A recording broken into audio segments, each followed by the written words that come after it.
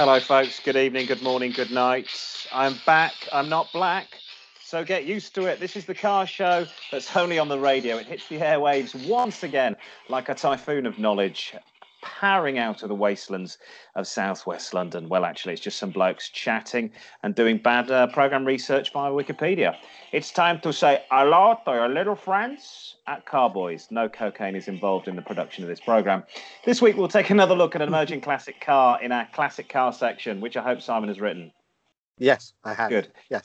It'll be a good motor that you can afford to buy, just something different. And apparently this week, very rusty.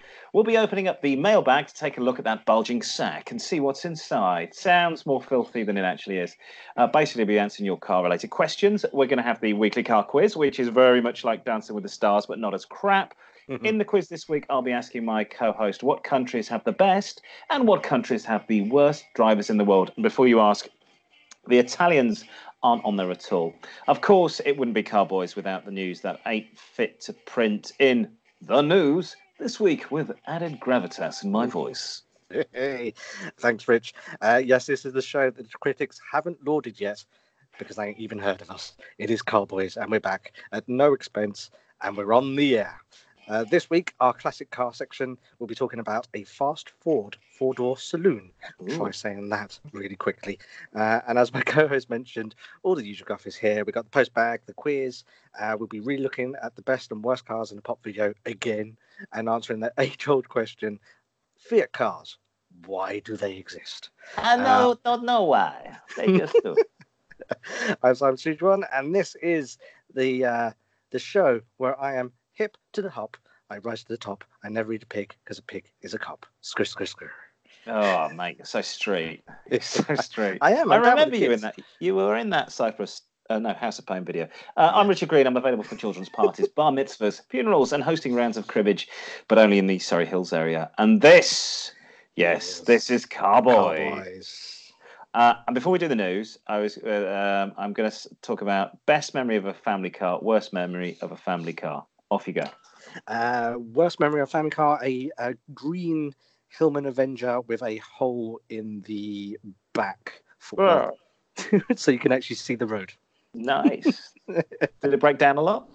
No, it didn't actually. I think it was quite reliable in that sense. But it had I remember it had black vinyl seats that in the summer, if you're little and you're wearing shorts, burnt you.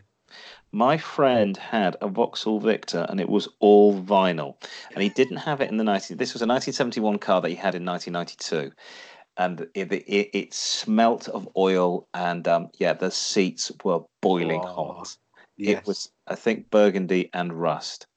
And I think I mentioned to you before, I was in Rangoon about 15 years ago in Burma, and the only car, because I've had a ban on all exports, the only cars you really see are Vauxhall Victors and old Holdens from the late 60s, early 70s, with little wing mirrors on the wings and covered in rust. So those are the worst. Best, I would say, beige Ford Cortina 1600. Beige or gold? No, beige. Cordoba beige, it was called. Okay. With brown seats inside. Velour? Yes. But that's because I always liked the Cortina. So I remember always wanting the Cortina. The Mark V version. Which is the one my dad had, my dad had it red, but with the same beige interior. 4-speed Pinto engine. I have a memory of pushing it down the driveway for the last few weeks he had it because it didn't start very well. So he had to remember to reverse it onto the drive and park it with the handbrake on. And then it would be all hands to the helm, kids. Yes. Me and my brother and my mum go 3, 2, 1, and off it would go. Sticking with Ford, best memory of a car, Ford Sierra, a 2-litre GLS. Yeah, Grand Luxury Sports. And I remember my father telling me what the acronym was for. Was that the twin cam version, the 2-litre DIHC twin cam? It was a C-Reg. Yeah. No, but it was very fast, and I remember him doing a donut out of the school car park and zooming off, and my friend saying, "Oh, is your dad Tom Cruise?" To which I said, "Yes." Because it did. But some people's dads were turning up in Allegros, and my dad's got, red and black Sierra.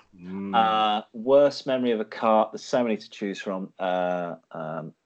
Austin 1800 was appalling. the land crab, which everybody hated, and it didn't die, and it didn't die for decades.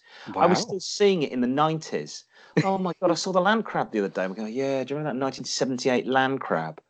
And I was like, is it not dead yet, Dad? No, it's still going. I saw it the other day. Unbelievable. In grey, in undercoat grey. That's what it looked like. Oh, I'll have it in undercoat. I mean, who would order it, especially in the 70s? Weird car. Well, I think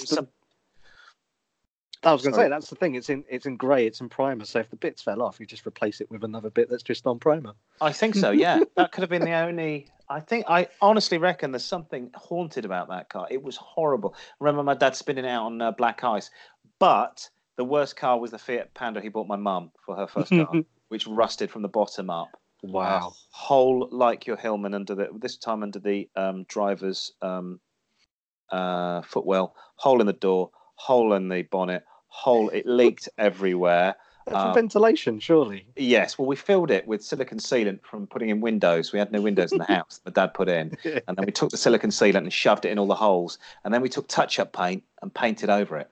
Wow. It didn't look great, but it was only 6 years old, and it had only done 45 on the clock, 45,000 miles, and the thing was falling to bits. There was rust on rust, and but it didn't have a back seat. It had a deck chair, so it had a pole, and then another pole, and some cloth, and that was the back seat.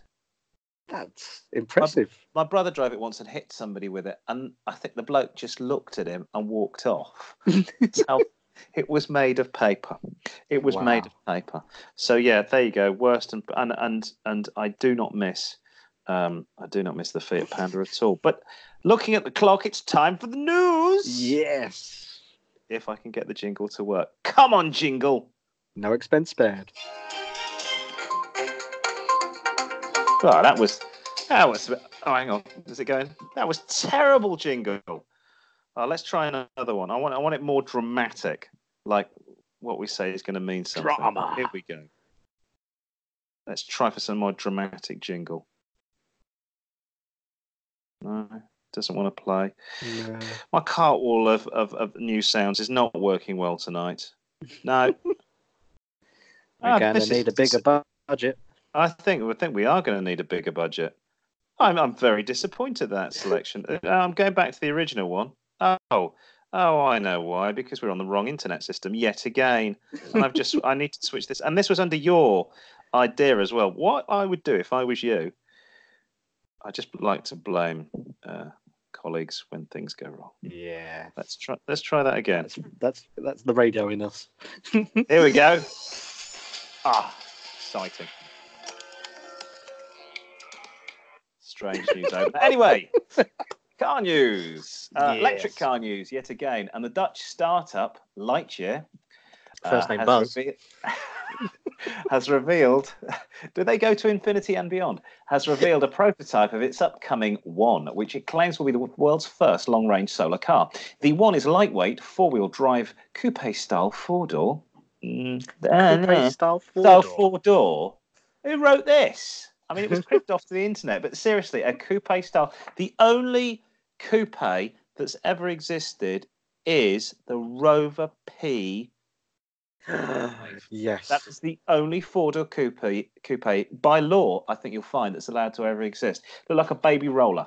Anyway, apparently this is a coupe-style four-door, so it's effectively a saloon then, or what do the Americans call a sedan, which Lightyear says has a range of around 450 miles on the WLTP combined cycle from a solar-powered electric hybrid powertrain. Okay, so if I drive it, that means about 220.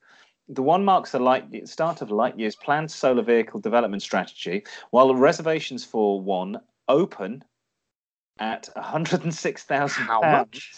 Yes, or 119,000 euros. Future models will have significantly lower purchase prices, according to the company. Assume they can sell enough. Yeah, it's a very cute name, Lightyear. Toy Story movie coming out and all, to infinity and beyond. I am not spending £106,000 on an electric car that probably will do 220. And have you seen the picture? It looks like a Citroen from the 70s. It does. It's like basically any schoolboy that used to draw cars on the back of their exercise books. That's it. That's the design. It's very sleek. It's got a black sporty bonnet, but what does WLTP, combined cycle, mean? Lacing time parameters? I don't know. Weather limited type of performance. Well, who knows? But I ain't buying one. I believe you've got some news about Land Rover. Yes. Images this week have appeared online that appear to show the new, wait for it, Land Rover Defender. Completely undisguised. Oh. But it's in Lego Technic form. Nice. Yes. So the Danish toy firm is gearing up to launch the new 2,573-piece Lego Technic replica Defender, which was reported by Lego enthusiast website The Brothers Brick. I knew you said that wrong. It's all right. You can Potential slip of the tongue. Yes, yeah. Yeah. After being initially posted on the Smith's Toys website, the model appears to be of the new reborn Defender, which the British firm is currently testing ahead of its launch later this year. Reportedly due to go on sale in October, shortly after the real Defender is unveiled. The Lego Defender will feature a working steering mechanism, 4-speed sequential gearbox. I like that. That sounds good. Nice.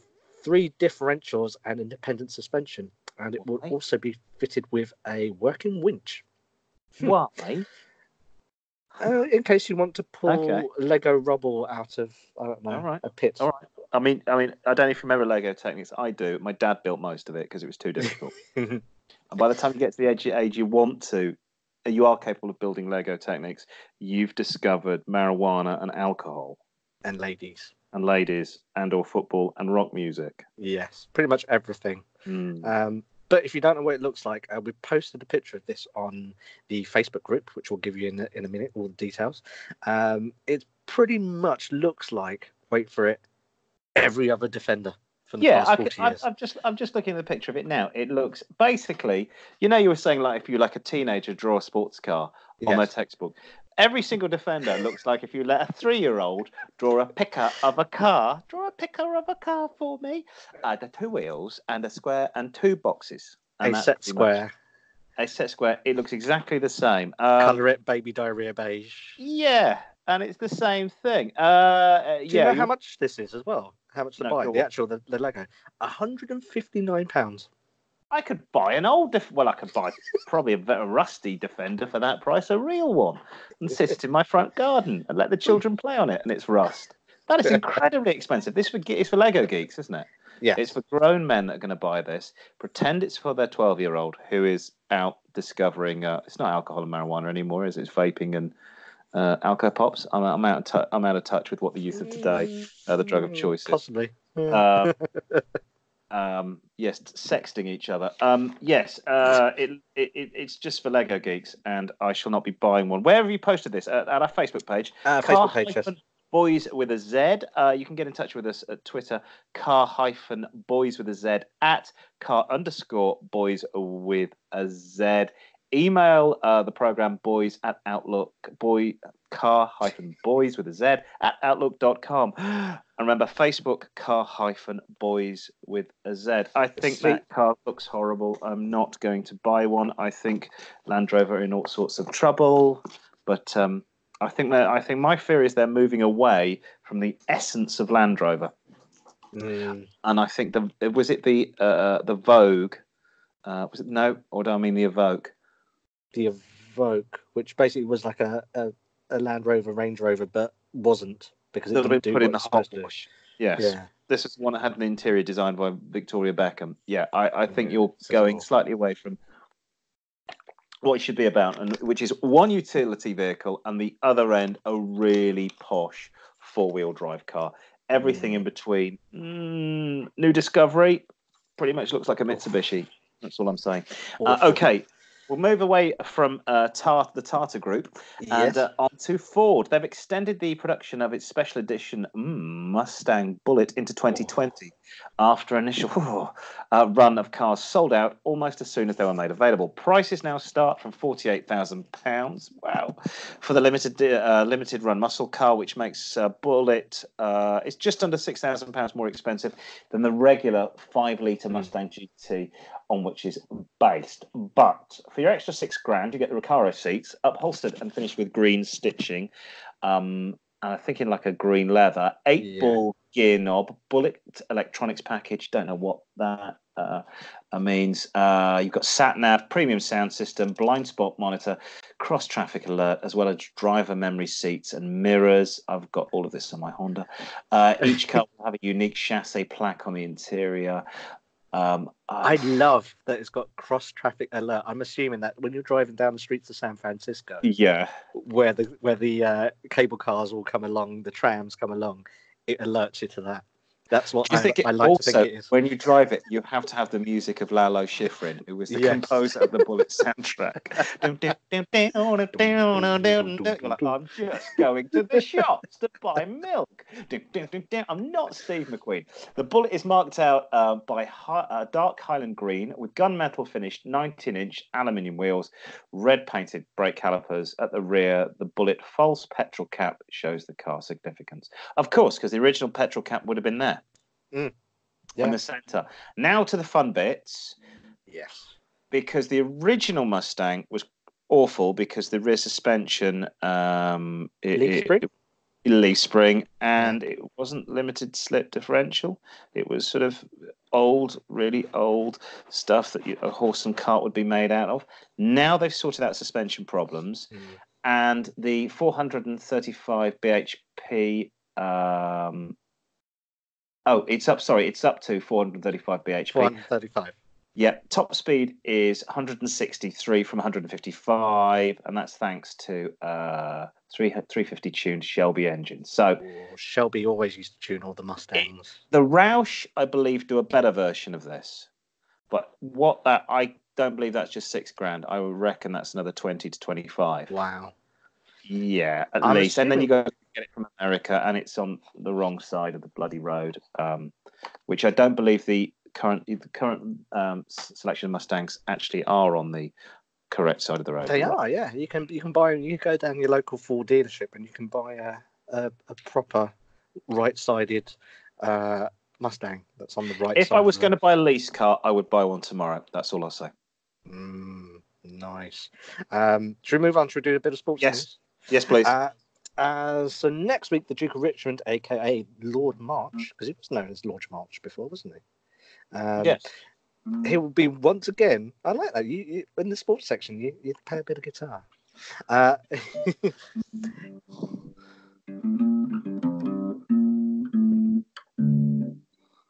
That's enough. Bit of Fleetwood Mac. We'll have to pay royalties if I play too much. Yeah, it's the Muzak version of it. Duke of Richmond will be once again opening his substantial grounds to Britain's car enthusiasts as the 2019 Goodwood Festival of Speed gets underway. The ever-popular celebration of all things automotive celebrated its Silver Jubilee last year, and organisers will use the 2019 event to debut some of the exciting changes at the event when it opens on the 4th of July. Goodwood has also now announced the first batch of star names that will be driving up the famous hill climb. They include Tom Kristen, who won the Le Mans 9 times, WRC and World Rallycross champion Petter Solberg. Excellent driver. Who used to drive for Subaru at one point. Yeah, Subaru driver, yeah. And a number of MotoGP and Isle of Man TT legends will also be attending. The Goodwood central feature will be dedicated this year to Aston Martin in honour of the 70th anniversary of the brand winning its first race at Goodwood. Ever been to Goodwood? I haven't. It's no. Something that maybe we should do and do like. I think so. We could do a lot. We could do I don't think the budget's going to manage it for this year, which is zero. But yes, we should do live reporting. I once went to the Geneva Motor Show, which was really strange. I went to Geneva for the day, Yeah. Because my wife was working in the French Alps teaching English. Why would she be teaching French in France? She was teaching English in the French Alps. And she said, oh, do you fancy going to Geneva for the day? So I said, well, this will be good. And we went on the bus and welcomed by the security of Switzerland with machine guns. And we were wandering around Geneva, and there was a sign saying Geneva Motor Show. I thought, well, let's see if we can get in. This was about 23 years ago, and they let us in. And not only did they let us in, everybody let us sit. We sat in all the cars. They couldn't believe we weren't journalists. There was nobody there apart from journalists. And I walked in. I was a journalist at the time, but not a motoring journalist. Yeah. And we were saying to Aston Martin, can we sit in them? And they were going, yeah, come and sit in them. Oh, you're English people. Lovely. We go up to Jaguar. Yeah, come and have a sit in the car. Do you want to look at the engine? Oh, have some brochures. And so all the bit, loads of free stuff. Loads of brochures. And they were laughing because they had no brochures in English. Got them in French or German. And we just came off with loads of goodies. I remember like Bentley giving us key rings and stuff. They were just pleased to see like an English face. They were like, what are you doing here? Yeah, honestly, I don't know whether it's the same, but I mean, I've heard you can't, the events at the NEC, the Birmingham Motor Show, you can't get near cars. They really want you to get, they wanted us to get involved. Whether it's the same, I don't know, but I mean, it might be worth a try if you want to have an actual car show that's half decent. I don't know. Because I used to go to the motor shows, but I remember the only ones that you couldn't go on, the stands you couldn't go on, was the Ferrari ones. Okay. Where you had to prove you had enough money to be able to sit in it and buy one. Well, your father could show the deeds to his house. So, yes, I'm afraid, sir, that only buys the front bumper. Yeah, ridiculous. But anyway, still to come, we've got the postbag and the quiz. Later on in the show, but now it's time for the classic car of the week. And this week, for those of you who have never listened to this feature before, 1, where have you been? But 2, we'll be taking a look at a car that will be possibly a classic, but not necessarily because it has a cult following, but because we think that they're often overlooked. This week, when you suggest 1980s four-door sports saloon from Ford, what do you think of, Rich? Capri, XR3i, RS2000, Cosworth. Yeah, most people go for Cosworth. But Sierra 4x4. This week, there was another often overlooked one. It was the Ford Orion 1600 gear injection, which I used to have a picture on my bedroom wall. That's what a car I always wanted. Was it next to Linda Lusardi? It was. If you didn't know, this was the car that was built as the front-wheel drive saloon version of the 1980 European Car of the Year, which was the Mark III Escort. Okay. And the Orion originally came in just 3 trim levels: the L, the GL, and the Gear. The car itself was similar in dimensions to that of the Sierra, but the Orion actually had more legroom and boot space than the Sierra had at the time. And while the big brother Escort had its own sporting model, which you well know as the XR3i, which I think you used to own an XR3i. Oh, yes. Yes, with colour-coded body kit and RS wheels. Thank you very much. Nice. The Orion range was lacking a sporting model, so Ford decided to fit the same 1597cc 105 bhp 8-valve CVH engine with added electronic fuel injection from the XR3i into the Orion. And this transformed the whole range because the Orion gear now boasted sports suspension from the XR3i, fuel trip computer, electric windows, and front and rear sports seats with head restraints. I do like the head restraints. These, of course, were all very rare for a small family car of its time. The car was still able to match the XR's 114 mph claim top speed. Did you ever get to 114? Obviously, legal reasons you didn't. I got it to a ton once on the a ton on the motorway. But it was quite frightening. Late at night, allegedly. Exactly, but apparently in another country. Yes, possibly Germany, Autobahn. Yeah. But the XR had a closer ratio gearbox, which gave it better acceleration. So the car itself, though, was pitched more at the family and junior executive market, rather than the ripped jeans hooligans of the 80s. Were you a ripped hooligan of the 80s? Ripped jean hooligan? Well, no, not by the time I could afford this car, it was the late 90s. I couldn't drive in the 80s. But anyway, They didn't have the same reputation as the XR3i amongst car thieves, which therefore meant that they had lower insurance premiums. So you're basically getting the same car as the XR3i with a boot and the same engine. But all important eye on the boot lid You made probably it. didn't get pulled over as much as well. Yes, but it made it all significant for the junior manager who had an eye on the boot lid of his car. The car itself went through two different incarnations during the 80s. It had a facelifted model in 1986 and continued well into the 90s until the name was dropped in 1994. And at that point, they actually sold around 3.5 million Orions. So it wasn't a car that didn't sell well. It did actually sell pretty good. This week, I looked on some car auction sites and saw a selection of cars which were 1988, 89 on G plates, and they were in excellent condition with around 64,000 miles on the clock. They were going for about £4,500. But I did see one example of an original 1983 A-plate Mark One with a couple of hundred miles over 40,000 miles. So I think it was something like 40,300, and that was going for a staggering 7,950. What's staggering for the type of car? It's not bad, is it? When you think of Mark One Escorts, special ones, the rally ones going for £60,000. Stupid money. I would say it was one of the best. That engine sells the car. I mean, that's what I had in mind. Yeah. It was furiously fast. My wife drove my grandfather. We were moving house. We still had the car in the early 2000s. And she drove around the M25. My grandfather got out and went to the pub because he said to me, she drives like a bloody maniac. He needed a drink. I think he had to pull his hands out the dash. It was a very fast car, and it was a nice car despite being front-wheel drive, it was a nice car to handle. So I assume you could sort of. I don't think that's a bad. The only problem was that there's the rust. Mine done about 110, and it had rust everywhere. Rust in the usual places, such as the wheel arches, because of the way they used to build them. But you've got to be careful for clocked and repaired examples, because obviously they were taken for a little bit of a joyride every now and again. But because it's a Ford, you'll get parts everywhere, every street corner. So you got my most important thing. I would say look out for the bulkhead. The bulkheads on the Escorts, and I assume you could apply this, used to rust away. Yeah. I took the battery out of mine once and found it. I could reach into the interior of the car because the water had been hitting the top of the battery, and I don't know what the precise chemical term is, but it had been. Is it ionizing off the top of the battery and then creating rust where the battery sat? Wow. And so I scraped all out the rust and lots of plastic padding and chicken wire and painted it all black and put the battery back in and sold the car.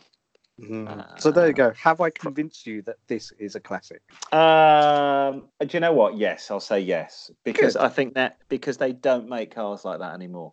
I'm not sure I'd have one, but I understand where you're coming from with it. And I think I posted a picture of a G-Reg Escort the other day, and it looked all right. It looked good. Like everything, shapes come back round, and well done, young man. Thank you very much. Why that man a cigar? Let's move on. Let's take a look at all the correspondence this week in the Car-Boyz. The Car-Boyz post-sack. Put your false teeth back in. The Car-Boyz post-sack. And yet again, it's bulging with mail. Oh, yes, it is. First off, we go all the way to the good old US of A. Alan in New York. Hello, Alan. Hello, Alan. Hi. Has contacted Dear Car-Boyz. Oops. Why do Europeans drive such tiny cars? I live in Albany and have a 5-litre Chrysler with a Hemi engine. I could not live without it. Why? I think you'll find that you'll not be able to park that car anywhere in the United Kingdom or fit down half the roads.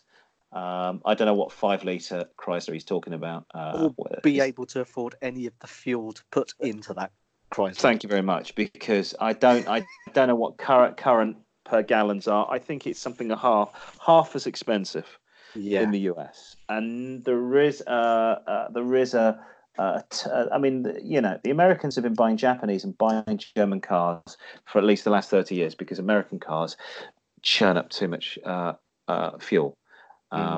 On long journeys, he's got a point. If he's living in Albany and he drives to Boston and New York every week, then you do need.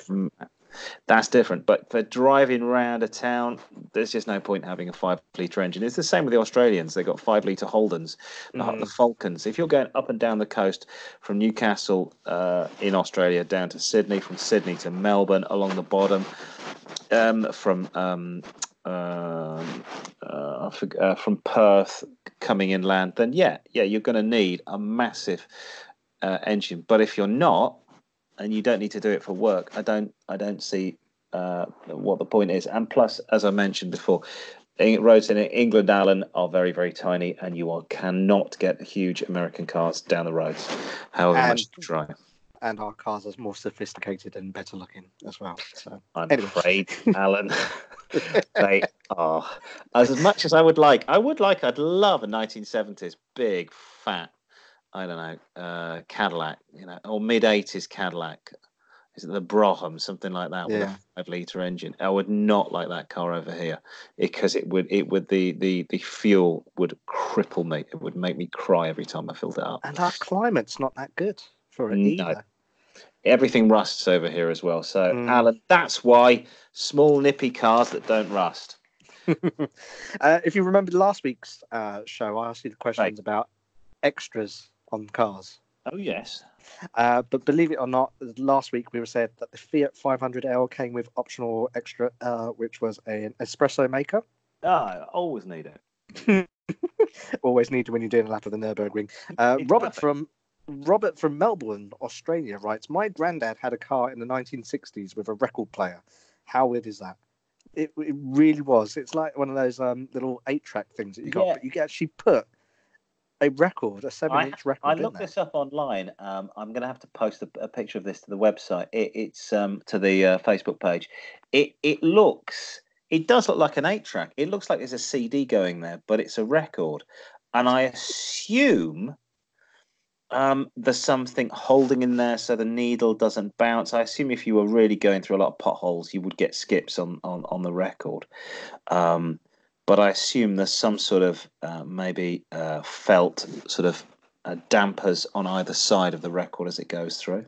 But I don't get that. If it's on vinyl, when you say don't keep animals and pets in vehicles when they get hot, if you've got a piece of vinyl, bit of vinyl in there, that's going to melt. In Australia as well. I mean, maybe every single. I have got some warped. I think I've got some 78s from a house. I found in the loft of a house I bought, and they play, but it goes up and down. It goes, it is properly warped. So I never thought about that. You'd have to take your record collection with you, I think, every time you left. Yeah. It's not practical. It's very, very quirky. I know if I was buying a classic car and I had that in it, I would just bypass the whole thing and you can put these nice little gizmos in that route the speakers in the car to your iPhone or your iPod. God, could you imagine the size of the auto changer of a 12-inch album? Now, you're old enough to remember the original jukeboxes were like this. So you would have a stack of records. Yeah. And actually, my mother had a record player like this. You would put on like 10 singles, and it would drop the single and play, and then drop the single and then play, and then drop the single and play. Work of art, really. It looked pretty. You're good for about half an hour, and then you've got to change it. So, yes, kids, you don't know that you're born these days. Moving on, Z, 566 emails in. You had a quiz 2 weeks ago. Ponzi or crap. I find this very limited, as there are really only 2 categories. Are there really only 2 categories that cars fall into? Well, Z, I'm afraid so. There are only 2 categories that every car fits into. It's either Ponzi or crap. This is a law that's always been in existence. Watch and listen as I ask my co-host. I'll list the cars, and you tell me which category they fall into, Simon. Porsche 911. Ponzi. Oh, correct. A Vauxhall Chevette 1.2 litre. Crap. Well done. 1983 Escort diesel. Oh, diesel crap. Yeah. Ferrari, any. Ponzi. Yes, correct. Ford GTO. I would go with Ponzi. Yeah, correct again. Ford Fiesta 1.1 Fire Edition. Crap. Exactly. Correct. Mercedes AMG, any. Ponzi. BMW with a crap. Yeah. BMW and when Chrysler got involved. BMW, if you're listening, Chrysler, we are after a sponsor for the show, so we do like your product. BMW M Sport NE. Oh, I have to be careful here because you had a M Sport Ponzi. Yeah, exactly. And it felt a bit. Hyundai NE. Crap. Yeah, exactly. Honda S2000, 2005. Ponzi. Yes. Honda Jazz. Crap. Wah, wah, There you go, wah. kids. That's how easy it is. It's the easiest thing in the world. We played it as a kid. We used to use slightly different terminology, which today's modern age we can't use. But yeah, it does work. So I'm sorry, Z. It does. One last mail from the mailbag. It's Barry from Kent. Yes. And he says, I need a vehicle with a massive engine capacity to get me down to the south of France, where I holiday every year, but I'm also a carpenter. They had some great hits, didn't they? What should Simon, it's only just begun.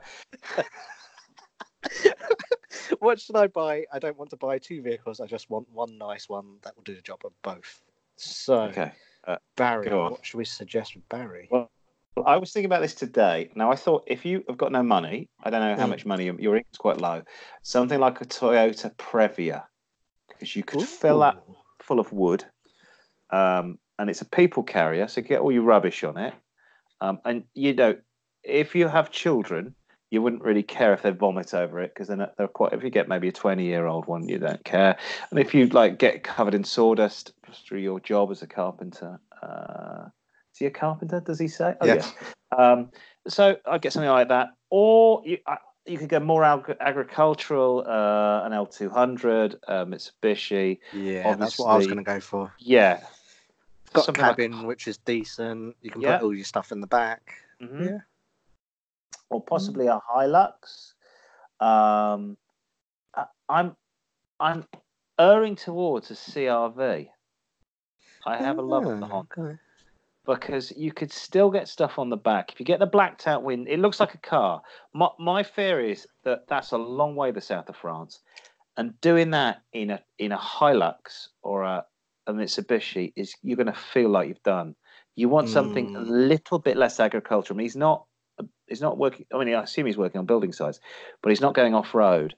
He's not hauling around lots of bags of cement. I would go something like maybe a 10-year-old CRV. You get yourself a roof box. You can get the blacked out windows in the back, so you could still put your tools in the back and nobody can see inside it. So it does look like a family vehicle. You could also go to the tip and get rid of without paying for it. Because if you turn up and this is what stopped me, but I really wanted to buy a truck. I really wanted to buy a pickup truck, and I lived down in Asia. Isn't it? And I was going to buy an Isuzu. You can't go down the tip in the UK. I'm not sure about. I think in Australia you got to pay for going down the tip anyway. But in the UK, if you turn up at the tip with a van or a pickup of some variety, pickup truck, they'll go and get weighed in. Your trade, even if you're not trade. So, which is unfortunate. So, I don't know. What do you think? No, I was going to go for one of the Mitsubishis, like the Warrior or something like that. But yeah, I was also thinking it did spring to mind. If you wanted utilitarian, you could have gone for the Daihatsu 4-track, but I don't know if that's big enough. It's not long. They're very short. That's what I had. They're very, very short. So it's more like a Land Rover, short wheelbase Land or a 110 Land Rover Defender. I mean, 110 or 90. But you do feel presidential when you're in one. You feel like you're a member of the UN when you're in it. You feel like Kofi Annan, but not dead. You feel fantastic. I always had UN painted on the roof of mine so that the Taliban wouldn't bomb me. There you go, Barry. That's good luck with that. If you want to get in touch and send us an email, it is, and I've lost. It is Car-Boyz at outlookexpress.com. Car-Boyz at outlookexpress.com. The Facebook page is just Car-Boyz. Boys with a Z. Boys with a Z. And on Twitter, we are Car-Boyz at car_boys. Send us any sort of messages. See, if we had a budget, we'd have a jingle that had all of that on there. But we don't. This week, non-car related topics. Anything happened to you this week? No, nothing. I've just been out and about Right. in the Mini. That's all I've been doing. Okay. Doing a bit of You? dog. No. No, Yeah, selling a few not this. houses. I've Not been an this. estate agent this week. Have you? Are you buying No, a house? no, because I was driving a Mini. That's why. That's Right. reputation of the Mini. Does it say Foxtons on the side? Yeah. It There should are other reputable estate estate agents agents out there. Yeah. and non-reputable ones. Yeah, well, I had fun fixing my tumble dryer yet again. Again? I guess it cost me another 15 quid. The condenser keeps going in it, but I'm cheaper than calling somebody out. So it was 15 quid for the last part that wasn't Miele. So this time I've actually gone and bought a Miele part. I thought, well, let's See how that see. goes. Yeah. Because I don't want to buy another dryer because I'm very, very cheap. At the moment in England, it is very hot, so I can dry clothes outside. So I have all the fun. And I also built a child's bed today, which was fantastic fun. Nice. And my wife pranged the car on a bollard, but Not nice. Is she all right, though? She's fine. Yes, that's what everybody said. Well, at least she's okay. I went, yes, it's shame the same couldn't be said for the side of her car. Amazing. I found out how insurance really doesn't cover you for absolutely anything. So we've had to go into the bank of myself to pay for the damage.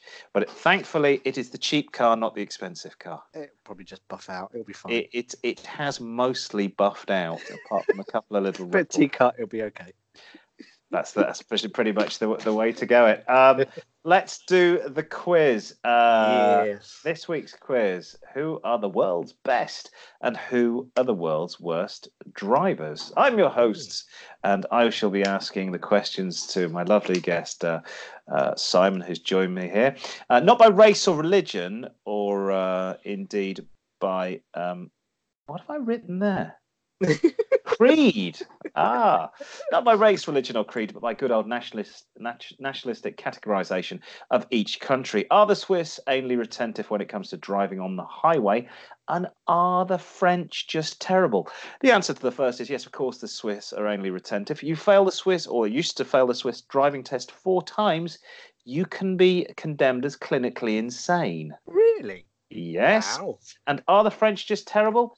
Yes, if you've ever driven in France, there is not one car without a dent. I shall never be doing it again. That's what bumpers are for. Bumping is out their attitude. Yeah. Well, my name's Henry Kelly, and I'll be your quizmaster this week on the show. And my wonderful contestant is Simon Sujuan from the beautiful island of Mauritius via Enfield. I hope you've enjoyed your journey here today. By the way, because somebody passed me a gin and tonic. Okay, so the way it works is, I hope he's still alive, is this. I think he is. Yeah. Simon. Lovely fella. He's preserved forever in gin. Okay, so this is the way it works. I'll ask you, in which column you think these countries rank? Is it A, top 20 driving countries in the world? And by this, I mean the best roads, the best driving tests, the strictest laws, the most conscientious drivers? Or is it B, the opposite, the former bottom 20 driving countries, awful roads, no laws, drunk drivers, stupid drivers? And before you ask, there is no science here. There's no university or empirical studies. Just a quick look at the web and off we go. So here we go. They just stuck their finger up in the air and see which way the wind was blowing. I just found a couple of websites that had sort of general information about this, and I cobbled together this show, this quiz, very, very quickly. So I'm afraid that's, how we've done it this week. Right, off we go. Let me get my quiz music going. I should have some quiz music going. Here we go.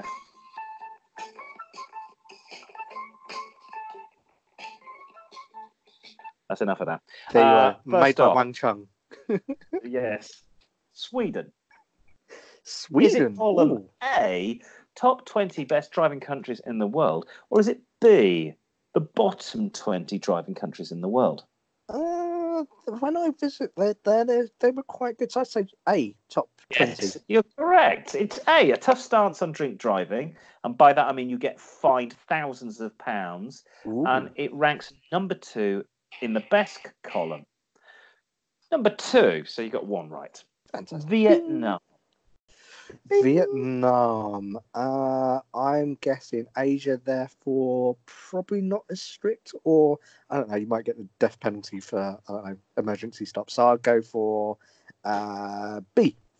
Correct. B. Ooh. Awful roads. The drivers themselves are ranked some of the most dangerous in the world, with more people being killed in car accidents in the past 3 years than by pandemic disease in the past century, Wow. according to the World Health Organization. They come out at the 20th worst in the world. Cross the road in Vietnam, it is the weirdest thing in the world. Traffic flows around you. Cannot wait to cross the road. You walk out into traffic and people drive around you. Wow. It's the weirdest thing. So you're correct again. Moving on, Russia. Ooh, I think this might be a trick one, so I think I will go for B. B. You're Yeah. correct. Yes, it is. I'm afraid it's not yet for the former Soviet bloc country. They have a death rate of 18% per 100,000 drivers, which isn't too bad. But there's a thriving black market in fake driving licenses, insurances, and bribery is rife with traffic cops. The country ranks 11th in the worst column. Ooh. Moving on, number 4, Monaco. I would again. I think this might be a trick one because it's kind of like you do what you want. So I think I'll go for B again. Wah, wah, wah. I'm afraid it's A.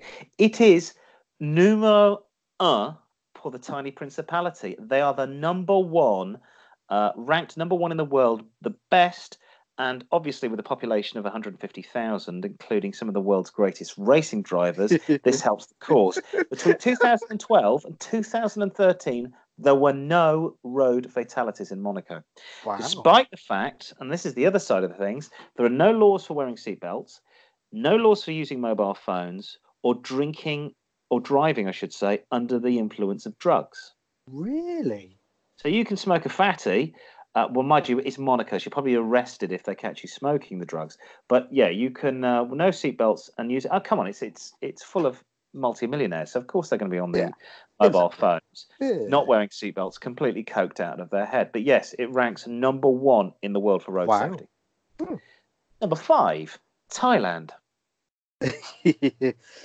I'm going to go for the opposite of my gut feeling. I'm going to go for A, top 20. I'm afraid it's B. Of course it's B. The roads are not as bad in this small Southeast Asian country, but the drivers are. There are problems with driving and drink and drugs.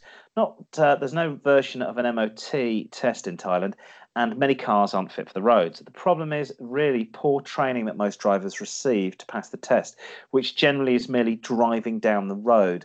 In one day in 2017, the country saw almost 500 fatal road accidents. They rank the 19th worst in the world, and I would never drive in Thailand. I lived there for 3 years.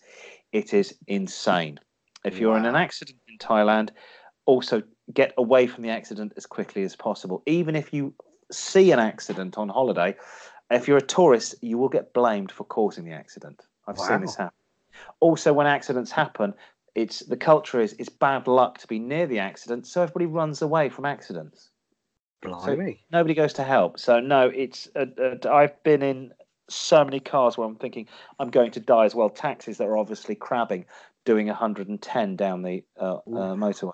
Please stop. Please go slower. Wow. So you got 2 right, 2 wrong. All to play for. All to play for in a fantastic game, and you too could be winning a holiday of lifetime to Mauritius. Oh no, you're from Mauritius. Oh, we'll move on then. Venezuela, number 6, Venezuela. Venezuela, I would go B, bottom. Correct. Ding! Despite being massive producers of oil, you're more likely to die in a car accident in the South American nation than of heart disease. Traffic laws and policing are not keeping up with modern cars. Plus, it's almost in collapse as a nation, as we know. So they're starving to death. They're not worried about car accidents. Number 7, Micronesia, the Western Pacific Islands the Western Pacific nations making up almost 600 islands. Micronesia. Oh, I would go for, because that could be anything. I'd go for A, top 20. Bing! You're correct. Yes, the second most safest place to drive in the world after Monaco. Some of its dependencies, like Guam, are governed by the USA, so they have strict US car laws.